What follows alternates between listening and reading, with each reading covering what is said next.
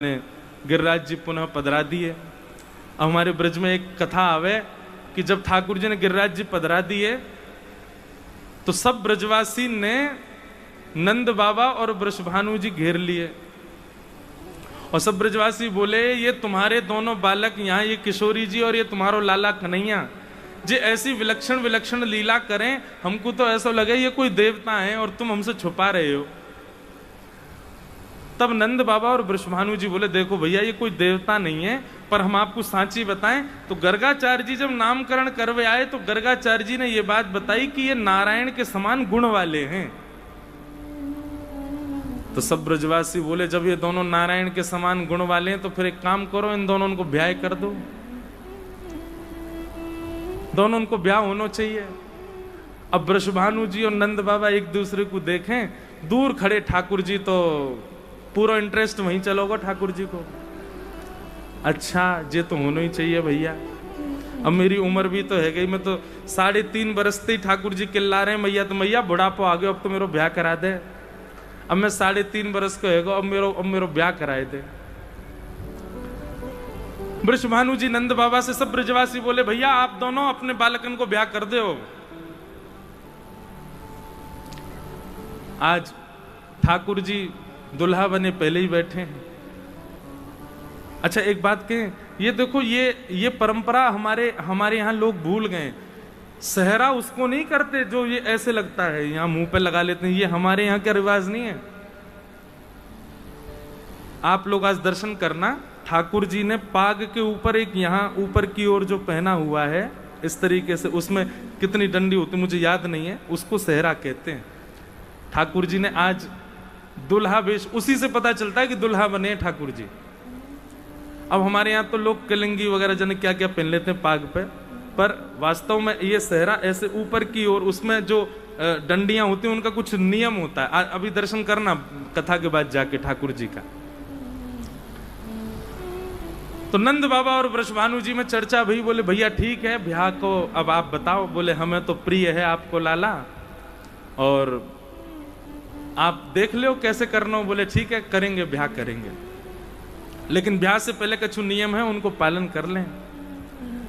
तो ऐसा नियम है कि पहले वधू पक्ष के लोग कुछ सामग्री भेजते हैं और उस सामग्री को दुगना करके वर पक्ष के लोग वापस भेजते हैं, तब ब्याह की प्रथम रस्म प्रारंभ होती है। तो नंद बाबा ने पुरोहितन से बढ़िया तिथि निकलवाई और वृषभानु जी को बताया, बोले वो ये तिथि बढ़िया है, आप वादना सामग्री भेज दियो और वाते टीको कहें, ऐसो भी कहें, टीको भेज दियो और फिर वाकु दुगनों करके नंद बाबा भेजेंगे।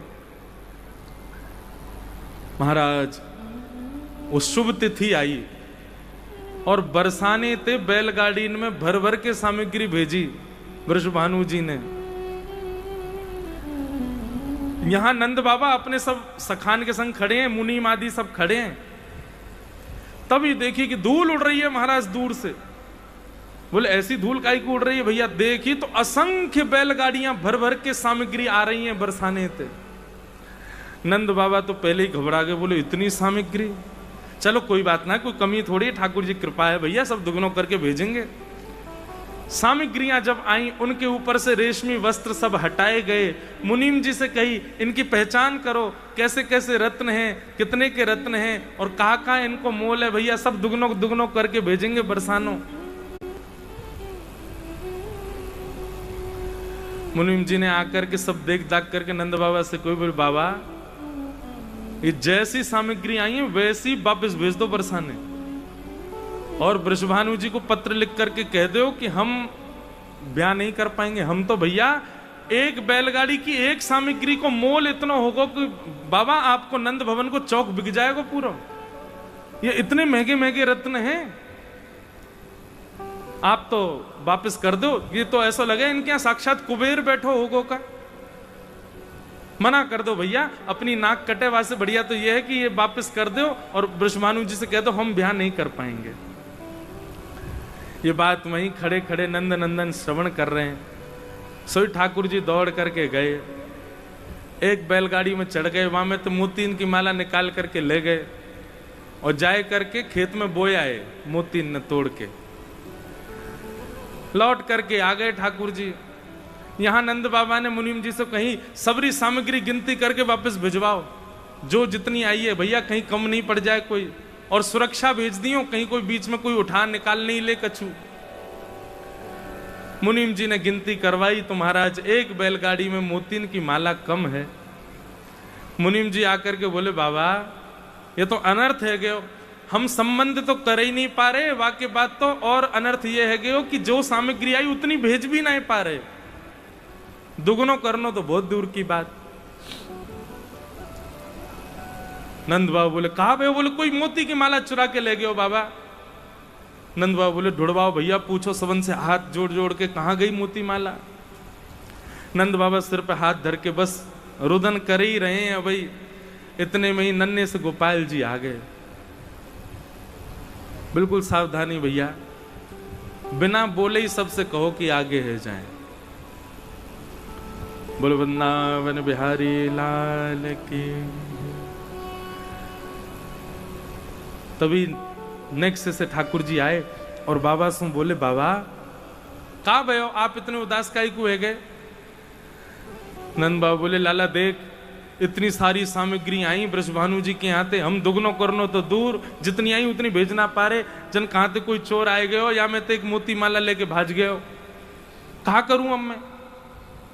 ठाकुर जी बोले अरे वो मोती माला तो मैं ले गए हो बाबा। बोले तू काहे को ले गए हो? बोले मुनीम जी आप तो यूं कह रहे कि भैया हम पे तो इतनी सामग्री नाए बनेंगी, दुगनी करके हम तो नाए भेज पाएंगे, तो जितनी है उतनी वापस भेज दो। मैंने सोची कि वैसे मैं इतना बड़ा हो गया हूँ, मेरो ब्याह ना है रो, और अब जब वापस नाई करे दुगने करके तो बाबा ना जाने कितने दिनों बाद मेरो ब्याह करेंगे, ब्याह तो होना चाहिए अब मेरो। तो मैंने मन में विचार करी बाबा हमारे इतने बड़े बड़े खेत, उनमें जाए करके आप जुताई बुवाई करो तो इतने सारो अनाज हमारे घर में है जाए। तो मैंने तो एक मोती की माला लई तोड़ के और सबरे मोती बोए दिए खेत में। वो मोती बोवेंगे, उनमें ते अंकुरित वृक्ष होंगे, फिर वृक्षन में जैसे फल लगे ना ऐसे मोती लग जाएंगे, और मोती इनको तोड़ तोड़ के दियाएंगे हम ब्रजभानु जी को। पर मेरो ब्याह कराए दो आप, ब्याह मत रोको। नंद बाबा बोले अरे लाला तू बड़ो भोरो है भैया, अरे मोती बोवे तो कोई मोती थोड़ी होयो करें। अब तू चल जल्दी मेरो हाथ पकड़ के ले चल, कहां बो के आए हो, कौन कौन सी जगह तेने वो तो को याद तो है ना? बोले बाबा लेकिन मुझको शर्त लगाओ कि आप मेरो ब्याह कर दोगे। बोले अरे बाद की बात है, तू पहले मुझको बता तू कहां बो के आए हो।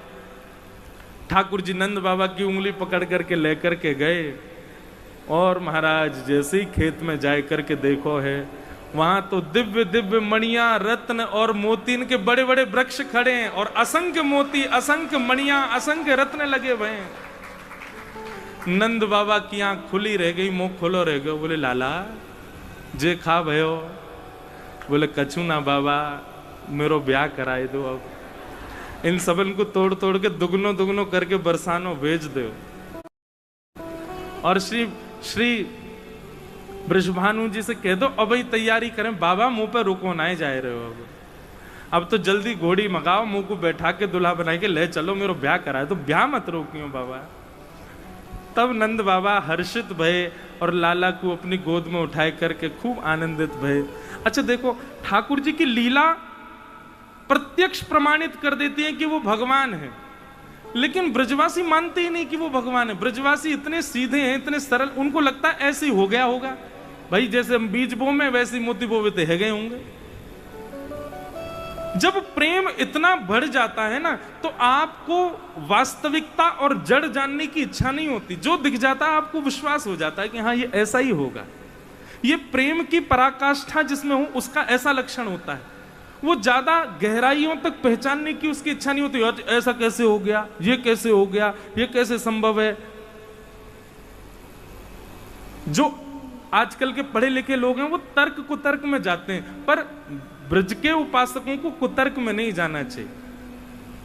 निधिवन में आज भी रास होता है क्या? सब यही पूछते हैं। अरे भैया केवल निधिवन में नहीं होता, संपूर्ण ब्रजमंडल में आज भी रास होता है। देखवे वाली दृष्टि चाहिए, आज भी ठाकुर जी कर रहे हैं। हमने सुना है रात को वहां जो चला जाता है सुबह तक वो अंधा गूंगा बहरा हो जाता है। भैया ठाकुर जी जाको दिख जाएंगे ना, वो अंधो ही है जाएगा, फिर वो जानबूझ के अंधो है जाएगा। ठाकुर जी को देखे के बाद स्थिति है जाएगी, अपने आप ही आंख फोड़ दोगे ताकि मैं कोई और देखूं ही ना। भैया यही छवि रहे मेरे नेत्रन में। ठाकुर जी को देखे के बाद कोई और की सुनाई देवेगी ना, अपने आप बहरे रह जाओगे, मन ही ना करेगो कोई और को सुनवे को। ठाकुर जी दिख जाएंगे तो है सके अपनी जवानों काट ले, वो बोलना ही ना है, मैं मौन रहूंगा। भैया सदा ये जोड़ी मेरे चित्त में रहे, ये स्वरूप मेरे चित्त को कभी त्याग नहीं करे, अपने आप ही आप ऐसे हो जाओगे। ये आश्चर्य की बात क्यों लगती है लोगों को वृंदावन के प्रति? पहले उस स्थिति में तो पहुंच जाओ, पहले अपनी स्थिति तो वैसी बना लो कि ठाकुर जी आपको अनुभव करावें अपना।